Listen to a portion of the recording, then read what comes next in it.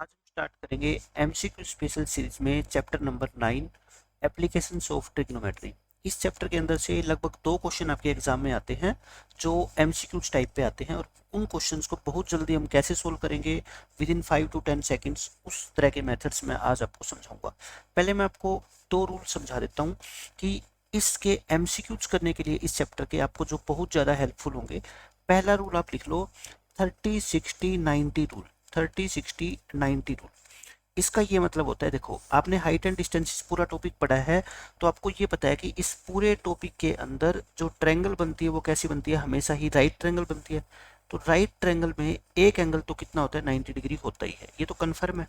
और आपको ये भी पता है कि किसी भी ट्रायंगल के तीनों एंगल्स का सम कितना होता है, 180 डिग्री होता है। इसका मतलब एक एंगल अब ये बच गया, एक एंगल ये बच गया। 90 इसके पास है तो इन दोनों के पास कितने बच गए, 90 बच गए। 180 में से 90 माइनस कर दो, ठीक है। अब ये जो 90 बच गए, मान लेते हैं कि इनमें से एक एंगल कितना है आपका, 30 डिग्री है और एक 60 डिग्री है। क्योंकि मैं आपको क्या पढ़ा रहा हूँ, 30-60-90 रूल, मतलब कि एक एंगल 90 डिग्री का और बाकी दोनों एंगल में से एक 30 है और एक कितना है, 60 है। आपके एग्जाम में अगर मान लो इस तरह का क्वेश्चन आता है तो आप ये रूल लिख लो बहुत अच्छे से अपनी नोटबुक में।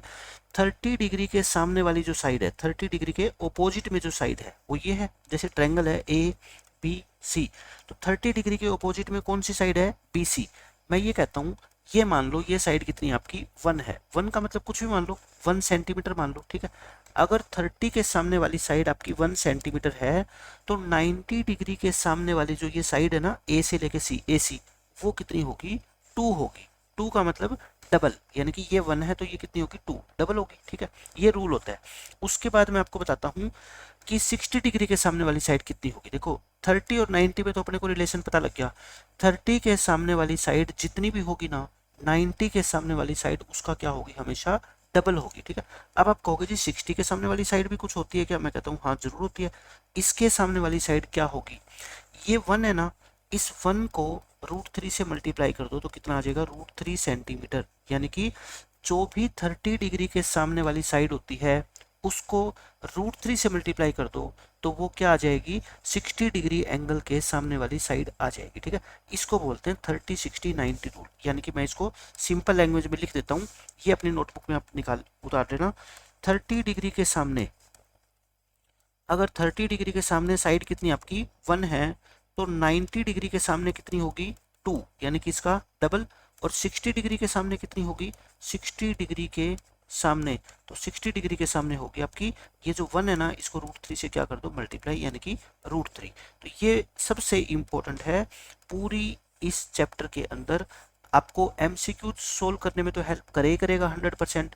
साथ में जो आपके सब्जेक्टिव क्वेश्चन आएंगे उनका पहले से आंसर कैसे आप पता कर सकते हो, उसके लिए ये रूल बहुत इंपॉर्टेंट है, 30-60-90 रूल, ठीक है। लेकिन इसका मतलब ये बिल्कुल नहीं है कि 30 के सामने हमेशा 1 ही होगा तो 90 के सामने हमेशा 2 होगा। मान लो मैं आपको एक एग्जाम्पल देके समझाता हूँ, आपको सारी बातें पहले ही समझा दूंगा ताकि क्वेश्चन के अंदर आपको कुछ भी नया ना लगे। जैसे मान लो आपका ये ट्रायंगल बनी आ गई और मैं अगर आपसे ये कहूँ कि ये एंगल 30 डिग्री है और ये साइड है आपकी कितनी, 10 मीटर, तो आप मेरे को बता दो ये साइड कितनी होगी, ये साइड, ठीक है। तो आप ये कहोगे जी ये 30 है तो ये कितना बच गया, ऑटोमेटिकली 60 बच गया, क्योंकि इन दोनों का सम कितना होता है, 90 होता है। 30 डिग्री के सामने अगर साइड 10 है तो 60 डिग्री के सामने कितनी होगी, मैंने क्या कहा था आपको, जो भी 30 के सामने साइड है ना उसको क्या कर दो आप, √3 से मल्टीप्लाई कर दो तो कितना आ गया आपका आंसर, 10√3। तो ये साइड आपकी कितनी होगी, 10√3 मीटर, ठीक है। अब मैं कहता हूँ आप मेरे को ये बता दो कि ये कितनी होगी आपकी, यानी कि 90 डिग्री के सामने। तो आप कहोगे आपने ये बताया था कि 30 डिग्री के सामने जितनी भी साइड होती है ना, जितनी भी लंबी लेंथ जो भी होती है, 90 के सामने उसका हमेशा डबल होती है। तो ये 10 है तो 10 का डबल कितना होता है, 20। तो ये कितनी होगी आपकी, 20 मीटर होगी, ठीक है। इस एग्जाम्पल से आप समझ गए मैं क्या समझाना चाहता हूँ। एक और एग्जाम्पल मैं आपको देता हूँ, ये इंपॉर्टेंट है समझना। इस एग्जाम्पल के थ्रू काफ़ी कुछ आपको समझ आ जाएगा। ये ट्रायंगल है मान लो ए बी सी, ये एंगल ऑब्वियसली 90 डिग्री का है, ये मान लेते हैं 30 डिग्री है, तो ये फिर कितना हो गया, 60 डिग्री। अब की बार आपको क्या गिवन होगा, अब की बार आपको गिवन होगा कि ये साइड जो है ना वो कितनी है, मान लो 30 गिवन है, ये साइड कितनी है आपकी 30 सेंटीमीटर, और आपसे कहेगा ये बताओ। सबसे पहले आप क्या करोगे, देखो मैं आपको इसका तरीका बताता हूँ। आपको कौन सी साइड गिवन है, 90 डिग्री के सामने वाली साइड गिवन है, आपको रिलेशन किसका पता है, डायरेक्ट 30 और 90 का पता है, यानी कि 30 के सामने जो भी साइड होती है 90 के सामने क्या होती है, उसकी डबल होती है। लेकिन यहाँ तो क्वेश्चन में आपको 90 के सामने पहले ही दे रखी है, तो आप मेरे को बता सकते हो कि 30 के सामने कितनी होगी। आप कहोगे जी इसका आधा होगी, हाफ, क्योंकि 90 वाली साइड ये क्या है, डबल है इस साइड की, बीसी की, तो बीसी क्या हो जाएगी, इसकी हाफ। भाई आप दो बच्चे हो, मान लो आप दो बहनें हो, एक बहन के पास दूसरी बहन से डबल रुपए है, तो दूसरी बहन के पास पहली बहन से क्या हो जाएंगे, हाफ हो जाएंगे। एक बच्चे के पास 10 रुपए हैं, एक के पास 20, 20 वाले के पास 10 वाले से डबल रुपए हैं, तो 10 वाले के पास 20 से आते हैं, एक ही तो बात है। तो ये 30 है, तो ये कितना होएगा आपका 30/2 यानी कि 15। ये पता लग गया आपको। 30 के सामने वाली अगर पता लग गया तो आप कहोगे जी 30 के सामने जितनी भी साइड होती है ना, 60 के सामने कितनी होती है, 60 के सामने उस 15 को क्या कर दो आप, √3 से मल्टीप्लाई, यानी कि 15√3। कहने का मतलब अगर 90 के सामने आपको साइड दे रखी है, पहले क्या निकालोगे, उसका हाफ करके 30 के सामने, और फिर उसको √3 से मल्टीप्लाई करके किसके सामने आ जाएगी, 60 के सामने। तो इस तरीके से सारे क्वेश्चन को आप बहुत आसानी से सोल्व कर सकते हो। तो ये था आपका क्या, 30, 60, 90 रूल। अब आप दूसरा रूल लिख लो, इसी में आप लिखो, सेकंड रूल है 90 डिग्री, 45 डिग्री और 45 डिग्री रूल। और बस एग्जाम के अंदर जितने भी क्वेश्चन आएंगे ना, वो सारे के सारे इन दो रूल के ऊपर बेस्ड होते हैं। देखो इसमें क्या होगा, ये आपकी एक राइट ट्रायंगल है मान लो। अब की बार जो ये दो एंगल बच गए ना, ये वाला और ये वाला, ये कितने के होंगे, दोनों के दोनों 45 डिग्री के होंगे, ठीक है, क्योंकि दोनों का सम कितना होता है 90, तो दोनों कितने होंगे 45 के। अगर 45 है, आपने 9th क्लास में एक प्रॉपर्टी पढ़ी होगी ट्रायंगल की, कि मान लो ये ट्रायंगल है, मैं आपको एग्जांपल देके समझाता हूँ। मान लो ये ट्रायंगल है, इस ट्रायंगल की मान लो ये एंगल और ये एंगल क्या है, इक्वल है, ये दोनों एंगल क्या है आपके, इक्वल है। तो प्रॉपर्टी क्या होती है ट्रायंगल की, कि इस एंगल के ऑपोजिट में जो साइड होगी और इस एंगल के ऑपोजिट में जो साइड होगी, वो भी आपस में क्या होगी, इक्वल लेंथ की होगी। जितनी लेंथ इसकी होगी उतनी ही लेंथ इसकी होगी, ठीक है। मान लो ये भी 30 डिग्री है और ये भी आपका 30 डिग्री है, और ये आपको कह दे कि 6 सेंटीमीटर है, तो बताओ ये कितनी होगी, तो आप झट से बोल देना ये भी कितनी होगी, 6 सेंटीमीटर। इस प्रॉपर्टी को क्या बोलते हैं, sides opposite to, sides opposite to equal angles, equal angles are equal, यानी कि इक्वल एंगल्स के सामने वाली जो साइड होती है वो भी क्या होती है, इक्वल होती है। इस तरीके से आप इस प्रॉपर्टी को नोट डाउन कर लो, बहुत ज्यादा ये काम आने वाली है। तो आप खुद बताओ मेरे को, भाई ये दोनों एंगल क्या है आपके, इक्वल है, 45 और 45। 45 के सामने कौन सी साइड है, ये, इस 45 के सामने कौन सी साइड है, ये, तो ये दोनों इक्वल होगी। अगर ये मान लो 10 सेंटीमीटर है, तो आप डायरेक्ट कह देना बिना सोल्व करे, ये भी कितनी होगी, 10 सेंटीमीटर, ठीक है। तो मैंने आपको बता दिया 90, 45, 45 रूल क्या होता है। इसके अंदर आपको जितनी साइड ये होगी उतनी ही साइड क्या है ये, इसमें 90 डिग्री का कोई रिलेशन नहीं होता, सिर्फ इन दो साइड को हम कह सकते हैं वो क्या होती है, इक्वल। और तीसरी साइड तो हम निकाल ही सकते हैं। अगर मान लो आपको ये पूछ ले, तो पाइथागोरस थ्योरम लगा दो। पाइथागोरस थ्योरम क्या होती है, इस 10 का स्क्वायर और प्लस इस 10 का स्क्वायर और इसका अंडर रूट, यानी कि 100 इंटू में 2 हो जाएगा ना, तो यानी कि कितना होएगा, 10√2। आप सीधा भी याद कर सकते हो कि जितनी ये साइड होगी उसको √2 से मल्टीप्लाई कर देना, वो हाइपोटेनियस आ जाएगा। कब, जब एंगल दोनों कितने के होंगे, ये 45 के होंगे तभी, ठीक है। आपको पाइथागोरस थ्योरम लगाने की जरूरत ही नहीं है। तो ये दो रूल मैंने आपको समझा दिए, कि एक तो 30, 60, 90 और एक 90, 45, 45। अब तीसरी चीज जो बहुत इंपॉर्टेंट है पूरे इस चैप्टर के अंदर, वो है जब डिनोमिनेटर में आपका, जब डिनोमिनेटर में √3 आ जाए।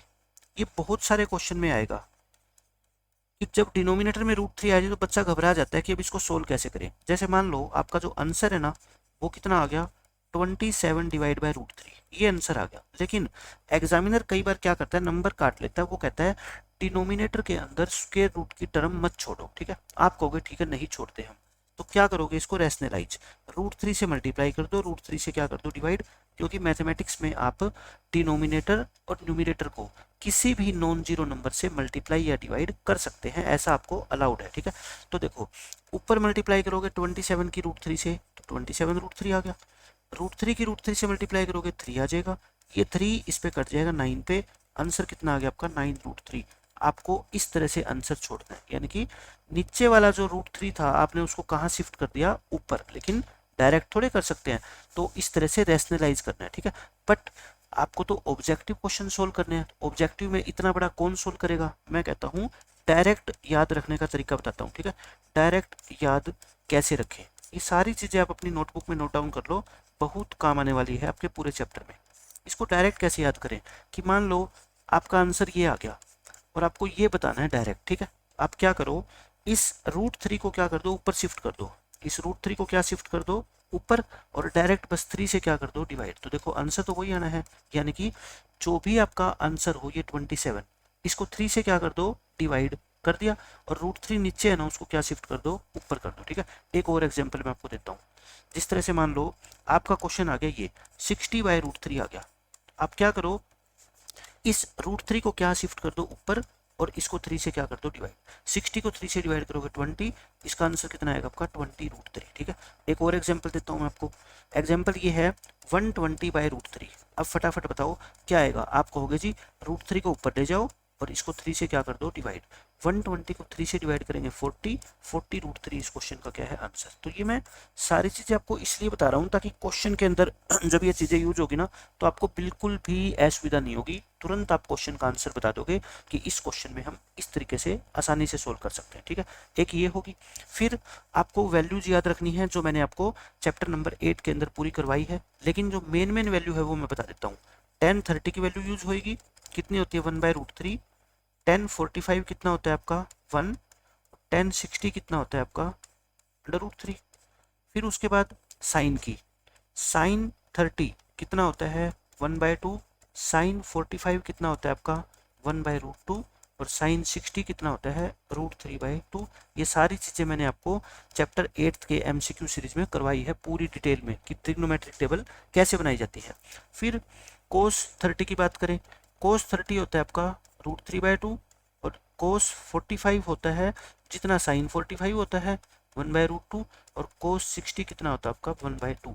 इस तरीके से आपको ये वैल्यू मैंने आपको लिख दी ताकि आप अपनी नोटबुक में एक जगह इनको नोट डाउन कर सको, ठीक है। फिफ्थ आता है आपका पंडित बद्री प्रसाद हर हर बोले। तो इसमें साइन थीटा का अगर आपको फॉर्मूला लगाना है तो आप क्या लगाओगे बताओ, perpendicular upon hypotenuse. Cos theta का क्या होता है base upon hypotenuse. Tan theta का क्या होता है परपेंडिकुलर अपॉन बेस, ठीक है। ये होता है, बस ये तीन ही आपके क्या है फॉर्मूले इस चैप्टर के अंदर यूज होते हैं। तो ये जो सारी चीज़ें हैं आप ध्यान से समझो, अपनी नोटबुक में नोट कर लो इनको, उसके बाद आपके क्वेश्चन सारे के सारे बहुत आसानी से सोल्व हो जाएंगे, ठीक है। अब हम करते हैं डायरेक्ट क्वेश्चन। देखो फर्स्ट क्वेश्चन आपका जो है ये है, इसमें क्या कहता है, if the height of a vertical pole, pole क्या होता है खंबा होता है कोई भी, वर्टिकल का मतलब वो सीधा खड़ा है, उसकी जो हाइट है ना वो √3 टाइम्स है the length of its shadow. Shadow क्या होती है परछाई। आप एक बात सोचो, जैसे मान लो ये खंबा है, ये क्या है एक पोल है खंबा है, धूप के अंदर धरती पे इसकी क्या पड़ेगी परछाई पड़ेगी, ये क्या है इसकी शेडो। परछाई इस पोल से लंबी भी हो सकती है छोटी भी हो सकती है, ऐसा कोई फिक्स रूल नहीं है कि कब लंबी होगी कब छोटी, और अपने को इससे कोई मतलब भी नहीं है, बस जैसा क्वेश्चन में गिवन होगा वैसा हम यूज कर लेंगे डाटा। ये है, देखो कहता है जो हाइट है ना इसकी वो √3 टाइम्स है किससे लेंथ से, यानी कि √3 टाइम्स का मतलब क्या होता है भाई, अगर मान लो शेडो कितनी है आपकी 1 है तो ये कितनी है 1 इंटू √3। √3 टाइम्स का मतलब क्या होता है √3 से मल्टीप्लाई करना, जैसे 2 टाइम्स क्या होता है ट्वाइस, 3 टाइम्स क्या होता है थ्राइस, यानी कि जैसे आपके पास 2 रुपये है और आपके भाई के पास आपसे ट्वाइस रुपीज है, तो ट्वाइस का मतलब क्या होता है आपसे डबल, यानी कि आपके पैसे को 2 से क्या कर दो मल्टीप्लाई, ठीक है। तो √3 टाइम्स का मतलब भी क्या है, अगर शेडो आपकी 1 मीटर की है तो ये कितनी है 1 इंटू √3, ये हो गया यानी कि √3 हो गया। अब आपसे क्वेश्चन में क्या कहा गया है, on the ground then angle of elevation आपको बताना है कि उस टाइम पे सन का एंगल ऑफ एलिवेशन कितना था। मैंने आपको क्या बताया, टेन थीटा का फॉर्मूला यूज करो। आप मेरे को ये बताओ, ये एंगल निकालना है आपको है ना टेन थीटा। टेन थीटा का फॉर्मूला क्या होता है सब बच्चे जानते हैं, परपेंडिकुलर अपॉन बेस। परपेंडिकुलर कितना है इस क्वेश्चन में बताओ √3, और बेस कितना है आपका 1। तो देखो √3/1 यानी कि √3 किसकी वैल्यू होती है आपको पता है 1060 की वैल्यू होती है, ठीक है। तो यानी कि टेन थीटा यहाँ पे कितना आ गया आपका 1060, 10 से 10 कैंसिल कर दो, थीटा कितना आ गया यहाँ पे आपका 60 डिग्री। कहने का मतलब ये सन का जो एलिवेशन का एंगल है वो कितना है 60 डिग्री, और यही आपके इस क्वेश्चन का आंसर है। छोटा सा डायग्राम बनाओ और आपका क्वेश्चन खत्म हो जाएगा बस। अब देखो क्वेश्चन नंबर 2, इसमें क्या बोलता है आपसे, the height of a vertical pole is equal to the length of its shadow. अब की बार क्या है, इस पोल की जो हाइट है और इसकी शेडो की जो लेंथ है वो दोनों क्या है, आपस में इक्वल है। तो कोई बात नहीं, इक्वल है तो हम ओरली आंसर बता देंगे इस क्वेश्चन का। ये आपकी क्या है, देखो पोल है और ये आपकी क्या है, इसकी शेडो है। ये कहता है ये दोनों क्या है, इक्वल है, यानी कि ये भी 1 है तो ये भी कितनी है, 1। आप ये समझ रहे होंगे कि मैं 1 क्यों मान रहा हूँ, आप कुछ भी मान लो, 2 2 मान लो, 3 3 मान लो, 4 4 मान लो, उससे कोई फर्क नहीं पड़ता, ठीक है। तो आपको क्या बताना है, एंगल ऑफ एलिवेशन बताना है, यानी कि ये थीटा बताना है। तो आप मेरे को एक बात बताओ, अभी मैंने आपको क्या बताया, फॉर्मूला लगाया करो टेन थीटा का, क्या होता है, परपेंडिकुलर अपॉन बेस। परपेंडिकुलर कितना 1, बेस भी कितना 1, तो 1 और 1 तो क्या होता है, tan 45 होता है। तो यानी कि यहाँ से थीटा कितना आ जाएगा आपका 45 डिग्री। और मैंने अभी तो आपको बताया था कि थीटा अगर 45 होगा ना, ये वाला और ये भी 45, तभी ऐसा होगा कि ये दोनों साइड क्या होगी आपकी, इक्वल। तो आप बिना कुछ सोल्व करे इस क्वेश्चन का डायरेक्ट आंसर बता सकते थे कि एक पोल और उसकी शेडो अगर दोनों की लेंथ इक्वल है, इसका मतलब एंगल कितना है आपका 45 डिग्री है, ठीक है। अब देखो थर्ड क्वेश्चन, इसमें क्या कहता है, the length of shadow of a tower. देखो अब बना लो, एक टावर बना लो और एक उसकी क्या बना लो, शेडो बना लो। ज़्यादा क्वेश्चन मत पढ़ो स्टार्टिंग में, वरना कंफ्यूज होगे, ठीक है। पहले आप बना लो एक टावर और एक शेडो। अब कौन किसकी डबल है, ट्रिपल है, उसके हिसाब से हम क्या करेंगे, अपने डायग्राम पे लिख देंगे ये चीज़ें। अब क्वेश्चन में आपको स्पष्ट कहा गया है, length of the shadow of a tower is √3 times it's height, यानी कि जितनी भी इसकी हाइट है ना, उसका √3 से मल्टीप्लाई कर देना, वो क्या आ जाएगी आपकी लेंथ ऑफ शेडो। तो हाइट को आप क्या मान लो बताओ, 1, तो शेडो कितनी होगी 1 इंटू √3, यानी कि √3। पहले क्वेश्चन में क्या था, शेडो अगर 1 थी तो ये √3 थी, अब की बार ये 1 है तो ये √3 है। तो आपको क्या बताना है, एंगल ऑफ एलिवेशन क्या मान लो आप, थीटा मान लो। फॉर्मूला मैंने क्या बताया आपको, एक ही यूज करना है टेन थीटा का। क्या होता है, परपेंडिकुलर अपॉन बेस। परपेंडिकुलर कितना 1, बेस कितना √3। आप मेरे को बताओ 1/√3 क्या होता है, tan 30 होता है। तो यहाँ से इन दोनों को इक्वेट करोगे, 10 से 10 कट जाएगा, थीटा कितना आ गया आपका 30 डिग्री, और यही इस क्वेश्चन का आंसर है 30 डिग्री। अब ये देखो इस क्वेश्चन में क्या कहता है, बहुत आसान क्वेश्चन है। एक पोल है 12 मीटर हाई, डायग्राम बनाओ। डायग्राम बनाते ही आपके सारे क्वेश्चन सोल्व हो जाएंगे। मैं कहता हूँ इस चैप्टर से जितने भी ऑब्जेक्टिव क्वेश्चन आएंगे ना, आज के बाद आपको मुश्किल लगेंगे नहीं वो। एक पोल है जिसकी हाइट कितनी है 12 मीटर, ये है, ये क्या है आपका पोल है। Cast a shadow 4√3 metre on the ground. अब ये एक शेडो बनाती है, कास्ट का मतलब बनाना। ये पोल यहाँ पे शेडो बनाएगी ग्राउंड के ऊपर, शेडो तो हमेशा ग्राउंड पे बनेगी। इसकी लेंथ कितनी है बताओ, 4√3 मीटर है। फाइंड द सन्स एलिवेशन, आपको एलिवेशन एंगल ऑफ एलिवेशन बताना है। 4 क्वेश्चन लगातार मैंने एक जैसे लिए, ठीक है। आप मेरे को बताओ, फिर वही फॉर्मूला, टेन थीटा क्या होता है, perpendicular upon base.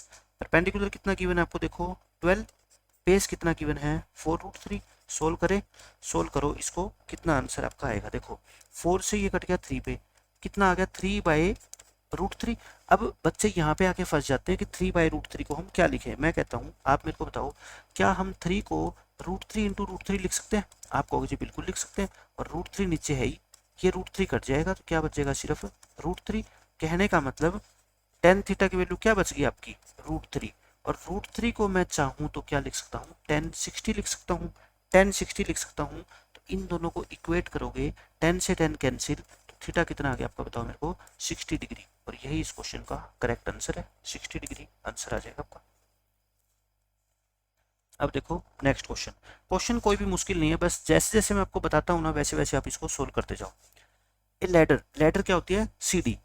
A ladder makes an angle of 60 degree with the ground. जब भी आपको लैडर का क्वेश्चन आ जाए तो आपको ये क्या बनानी है, एक दीवार, ये क्या है वॉल। क्योंकि लैडर जो घर में आप सीढ़ी लगाते हो लकड़ी वाली, वो किसके अगेंस्ट लगाते हो, दीवार के अगेंस्ट, ठीक है। और बिल्कुल सीधी खड़ी नहीं करते, उसको थोड़ा सा आप क्या रखते हो, टेढ़ा। क्योंकि बिल्कुल सीधी खड़ी करोगे तो उस पर आप चढ़ ही नहीं पाओगे, गिर जाओगे, है ना। तो कुछ एंगल के ऊपर हम उसको खड़ी करते हैं, ये क्या है आपकी लैडर है, यानी कि लैडर को क्या बोलते हैं, सीढ़ी। ये आपकी क्या है, सीढ़ी है। कितने डिग्री के एंगल पे आपने खड़ी करी है इसको, यहाँ पे लिख रखा है 60 डिग्री पर, यानी कि 60 के एंगल पे खड़ी की है। एक लैडर 60 डिग्री के एंगल पे खड़ी की है, प्लेस्ड अगेंस्ट ए वॉल, जो दीवार के सारे खड़ी की गई है। If the foot of the ladder, देखो ये लैडर है, ये लैडर है, तो ये इसका क्या हो गया, फुट मतलब सबसे नीचे वाला हिस्सा, is 2 metre away from the wall, इस फुट की दीवार से जो डिस्टेंस है ना वो कितनी है, 2 मीटर है, यानी कि ये डिस्टेंस कितनी है, 2। लेंथ ऑफ द लैडर, आपको लैडर की लेंथ बतानी है, ये वाली, क्या मान लो इसको आप एल मान लो। अब आप मेरे को बताओ इस डायग्राम के अंदर आपको क्या क्या दो साइडें, एक तो गिवन होगी और एक पूछी जाएगी। आपको गिवन क्या है, देखो बेस, बेस गिवन है, पूछी क्या गई है आपसे, हाइपोटेनियस, तो आप किसका फॉर्मूला लगाओगे, कोस का, क्योंकि कोस थीटा आपको पता है क्या होता है, बेस अपॉन हाइपोटेनियस होता है। कोस थीटा, थीटा कितना है बताओ, 60, बेस कितना आपका, बेस यहाँ पे कितना आपका आएगा देखो 2, और अपॉन हाइपोटेनियस, हाइपोटेनियस तो आपने निकालना ही है, कोस 60 कितना होता है, 1/2 होता है, तो एल कितना आ गया यहाँ से क्वेश्चन में 4, तो 4 मीटर इस क्वेश्चन का करेक्ट आंसर है। लेकिन मैं कहता हूँ आपको इतना बड़ा करने की जरूरत ही नहीं है। मैंने 30 60 90 रूल आपको किस लिए समझाया था, मैंने आपको ये कहा था ये एंगल 90 डिग्री है और ये कितना है 30 डिग्री है, क्यों, क्योंकि ये 60 है तो ये 30 बच गया ऑटोमेटिकली। 30 के सामने अगर साइड 2 है तो मैंने आपको क्या बताया था, 90 के सामने जो साइड होगी वो 2 का क्या होगा, डबल होगी, तो यानी कि 4 मीटर, और यही 4 मीटर मैंने देखो यहाँ पे निकाला है। तो ऑब्जेक्टिव जब ये क्वेश्चन आएगा तो आपको डायग्राम जैसे ही बनाओगे वैसे ही आप इसका आंसर बता दोगे कितना 4 आएगा, ठीक है। अब देखो नेक्स्ट क्वेश्चन, बिल्कुल ऐसा ही क्वेश्चन है, एक लैडर है 15 मीटर लॉन्ग। अब की बार आपको लैडर की लेंथ क्वेश्चन में गिवन है, ठीक है। आप जैसे ही लैडर का क्वेश्चन देखो ना, बस आप यही डायग्राम बना दिया करो, कि इसके अलावा कोई डायग्राम बनेगा ही नहीं लैडर के ऊपर। ये क्या है, लैडर है यानी कि सीढ़ी है, और ये क्या है, वॉल है, दीवार है। लैडर की लेंथ आपको अब की बार क्वेश्चन में गिवन है कितनी, 15 मीटर, लिख दो 15 metre.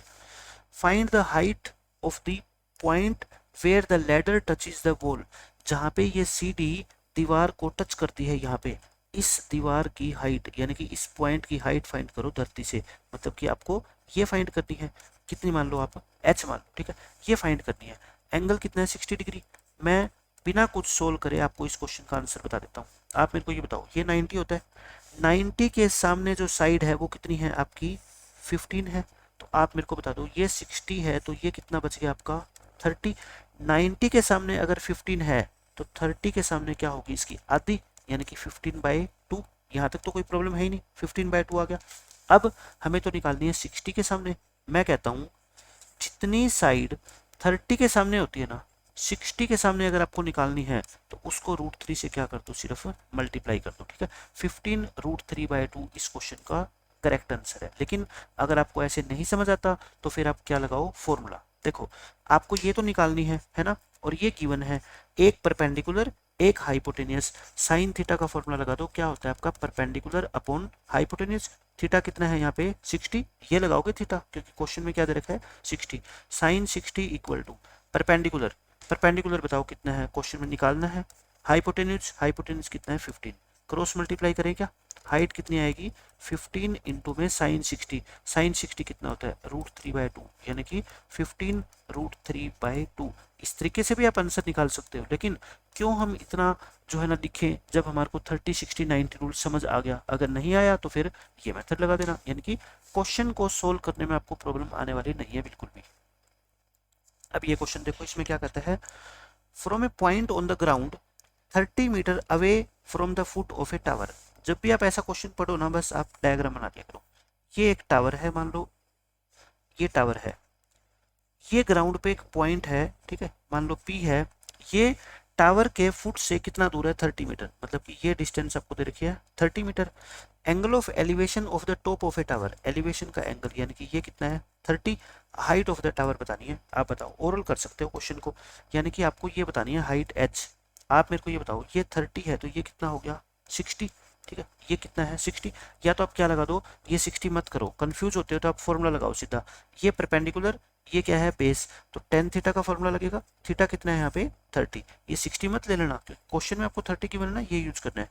tan theta equal to perpendicular यानी कि h मान लिया, और अपॉन बेस कितना है 30, tan 30 कितना होता है 1/√3, h/30, क्रॉस मल्टीप्लाई करें, h√3 इक्वल टू 30, h कितना आएगा 30/√3, और मैंने अभी बताया था नीचे √3 आ जाए तो इसको ऊपर शिफ्ट कर दो और 3 से क्या कर दो डिवाइड, तो आंसर कितना आ गया आपका 10√3। इस क्वेश्चन का करेक्ट आंसर क्या है आपका 10√3। अब आप कहोगे अगर डायरेक्ट निकालना होता तो क्या करते बिना फॉर्मूला लगाए, तो मैं कहता हूँ अगर 30 के सामने वाली साइड आपको निकालनी है, ठीक है, 60 के सामने साइड कितनी है बताओ आप मेरे को, 30, तो 30 के सामने जो साइड होगी ना वो क्या करेंगे, इसको √3 से डिवाइड करेंगे, 10√3। क्यों? क्योंकि 30 के सामने जितनी भी साइड होती है उसको हम अगर √3 से मल्टीप्लाई कर दें तो 60 के सामने वाली निकल आएगी। लेकिन अब की बार तो अपने को क्वेश्चन में ऑलरेडी 60 के सामने वाली गिवन है, तो दोबारा 30 पे जाना है, तो अब की बार √3 से क्या कर दो, डिवाइड कर दो। अगर ऐसे समझ पा रहे हो तो सीधा आंसर निकाल दो, नहीं समझ आता है ऐसे तो फिर ऐसे निकाल दो, ठीक है, आपकी मर्जी है। अब देखो ये क्वेश्चन क्या कहता है, the angle of depression of A car parked on the road, यानी कि कार पार्क की हुई है रोड के ऊपर, from the top of a 150 metre high tower is 30 degree. देखो ये एक टावर है और इस टावर की हाइट कितनी है, 150 मीटर है। यहाँ से ऊपर एक आदमी बैठा है और इस आदमी ने देखा कि रोड के ऊपर एक गाड़ी खड़ी है यहाँ पे, और इसका जो एंगल ऑफ डिप्रेशन है ना, ये वाला एंगल ऑफ डिप्रेशन, डिप्रेशन कैसे बनता है, ऊपर, लाइन ऑफ साइट ऊपर बना देते हैं, लेकिन इससे कोई फर्क नहीं पड़ता क्योंकि ये तो ऑब्जेक्टिव क्वेश्चन है। ये 30 डिग्री है तो आपने यूज इसी का करना है, 30 डिग्री का, ठीक है। आपको क्या बतानी है, find the distance of the car from the tower, यानी कि देखो ये क्या है, कार है और ये क्या है, टावर का फुट है। आपको ये बतानी है कि ये कितनी है, तो मेरे को बताओ, ये तो बहुत आसान है। आपको गिवन क्या है क्वेश्चन में, 30 के सामने वाली साइड, 30 के सामने अगर 150 है और आपसे ये पूछी है तो मतलब ये एंगल कितना है फिर 60, तो 60 के सामने वाली साइड क्या होगी, इसको √3 से क्या कर दो, मल्टीप्लाई, और यही आपके इस क्वेश्चन का करेक्ट आंसर है, 150√3। तो बहुत आसानी से हम इस एप्लीकेशन के क्वेश्चंस को सोल्व कर सकते हैं अगर आपको ये 30, 60, 90 रूल समझ आ गया। नहीं समझ आया तो क्वेश्चन में सोल्व करने में 30 से 40 सेकंड तो जरूर लगेगी, लेकिन आंसर 100% आपका करेक्ट आना ही आना है, चाहे कुछ भी कर लो आप। अब ये देखो इस क्वेश्चन में लास्ट क्वेश्चन है ये, उसके बाद एमसीक्यूज आपके खत्म हो जाएंगे इस चैप्टर के। A kite is flying at a height of 30 metre from the ground. जब भी क्वेश्चन आ जाए काइट का तो आपको एक ही डायग्राम बनाना है, कैसे, ये सिर्फ राइट ट्रायंगल बनानी है। ये पतंग है, पतंग मान लो आप यहाँ खड़े हो और यहाँ टेढ़ी उड़ती है पतंग हमेशा, ठीक है। ये क्या है, आपकी काइट है, यानी कि यहाँ पे है काइट और काइट यहाँ पे उड़ रही है, और ये काइट की क्या है, स्ट्रिंग, जो डोरी होती है ना, जो डोर होती है, ठीक है, पतंग की डोर, ये पतंग की डोर है। यानी कि आपको लेंथ पूछ लेना पतंग की, काइट की स्ट्रिंग की लेंथ, तो आप ये निकालोगे हाइपोटेन्यूज, ठीक है। और ये काइट धरती से कितनी हाइट पे उड़ रहा है, ये क्या होती है, हाइट होती है, ठीक है, हाइट, क्योंकि हाइट हमेशा मेजर की जाती है परपेंडिकुलर, सीधी हाइट मापते हैं, न कि ये कितनी ऊंची है, नहीं, ये तो लेंथ ऑफ स्ट्रिंग है। धरती से इसकी ऊंचाई जो होती है वो हमेशा परपेंडिकुलर डिस्टेंस होती है। कि, कितनी हाइट पे उड़ रहा है, 30 मीटर की, तो ये कितनी आपकी 30 है। और क्वेश्चन में क्या गिवन है, लेंथ ऑफ द स्ट्रिंग कितनी गिवन है, 60, ये 60 मीटर है। आपको क्या बताना है, बस एंगल ऑफ एलिवेशन बताना है, क्योंकि दो साइड देगा तो एंगल ऑफ एलिवेशन ही पूछेगा आपसे, थीटा। आप मेरे को बताओ ये क्या होता है, परपेंडिकुलर, और ये क्या होता है, हाइपोटेन्यूज। परपेंडिकुलर और हाइपोटेन्यूज में क्या रिलेशन होता है, साइन थीटा। साइन थीटा क्या होता है आपका, परपेंडिकुलर अपॉन हाइपोटेन्यूज, यानी कि 30 अपॉन 60, यानी कि 1/2। 0 से 0 काट दो, 3 1 जा 3 2 जा। कहने का मेरा मतलब ये है कि साइन थीटा की वैल्यू कितनी आ गई, 1/2। और साइन 1/2 क्या होता है, मतलब कि 1/2 को आप क्या साइन 30 लिख सकते हैं, आप कहोगे जी बिल्कुल लिख सकते हैं। क्यों लिखा मैंने, क्योंकि यहाँ पे क्या है साइन, तो मेरे को यहाँ पे भी साइन चाहिए ताकि साइन से साइन में क्या कर सकूँ, कैंसिल। तो थीटा बच गया यहाँ पे, उधर कितना बच गया 30, तो थीटा कितना आ गया आपका 30 डिग्री, और यही इस क्वेश्चन का करेक्ट आंसर है। तो ये थे आपके चैप्टर 9 के एमसीक्यूज, और पेपर में इसके अलावा कोई एमसीक्यू आपसे नहीं पूछा जाएगा। ये एमसीक्यूज कर लो, 2 नंबर आपके कन्फर्म है, ठीक है। और पूरा चैप्टर 9th में आपको करवा ही चुका हूँ, जिसमें 7 एग्जाम्पल है और 16 अनसोल्व क्वेश्चन है। वो मैंने 23 के 23 क्वेश्चन आपको पहले से समझा दिए। तो आज के लेक्चर में इतना ही रखते हैं, मिलते हैं नेक्स्ट लेक्चर में, बाय बाय, टेक केयर।